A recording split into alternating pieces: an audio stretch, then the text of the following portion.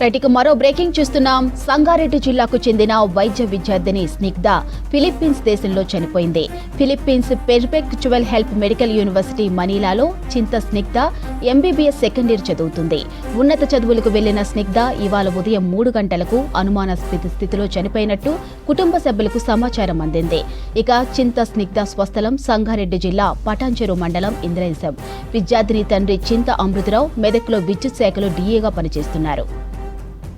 మా పాప 2021లో సెప్టెంబర్ 22 నాడు ఫిలిప్పీన్స్లోని మనీలాలో పర్ఫెక్చువల్ యూనివర్సిటీ అని ఉంటుంది. అక్కడ ఎంబీఏ చదవడం కోసం వెళ్ళింది.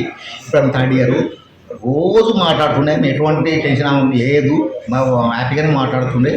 ఈరోజు ఆమె బర్త్డే కనుక నైట్ వాళ్ళ ఫ్రెండ్స్ విజిట్ చేయడానికి వెళ్ళారు. ఆమె డోర్ తీయకపోతే డోర్ బ్రేక్ చేసి లోపలికి వెళ్ళారు. అప్పటికే మేము అనుమానాస్పదంలో కింద పడి ఉండడం వల్ల వాళ్ళు హాస్పిటల్ తీయడానికి తీసుకెళ్ళారు. అయితే వాళ్ళు హాస్పిటల్ తీసుకెళ్ళగానే అప్పటికే ఆమె చనిపోయిందని చెప్పి వాళ్ళు డిక్లేర్ చేశారు.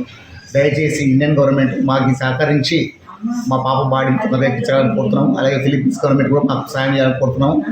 దీనిపై మరిన్ని డీటెయిల్స్ శ్రీధర్ అందిస్తారు. శ్రీధర్, విద్యార్థిని మృతికి కారణాలేంటి?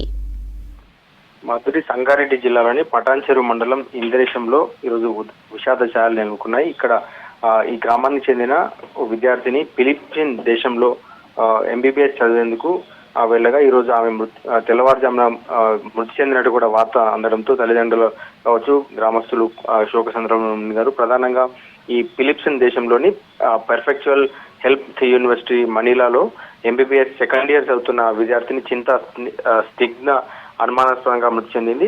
సో ఉన్నత చదువుల కోసం విదేశాలకు వెళ్లిన ఏదైతే ఈ విద్యార్థిని ఉందో ఈరోజు ఆమె పుట్టినరోజు నాడే ఆమె మృత్యువాత పడడంతో గ్రామస్తుల్లో కావచ్చు, కుటుంబ సభ్యుల్లో ఒక ఏదైతే బాధాతప్త విధాలతో అంతా కూడా శోకసంద్రంలో మునిగారు. ఈరోజు తెల్లవారుజాము నుంచి కూడా ఈ సమాచారం అందిన వెంటనే వారంతా కూడా ఎంబసీని కాంటాక్ట్ చేసే ప్రయత్నం చేశారు.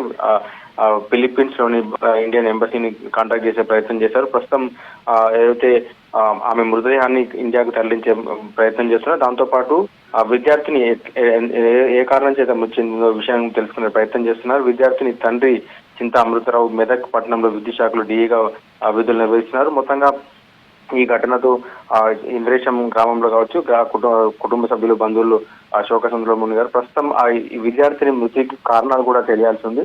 సో పూర్తి వివరాలు ఇంకా అయితే ఇండియన్ ఎంబసీ ద్వారా కనుక్కునే ప్రయత్నం అయితే చేస్తున్నారు కుటుంబ సభ్యులు. Madhuri, right, thank you Sridhar.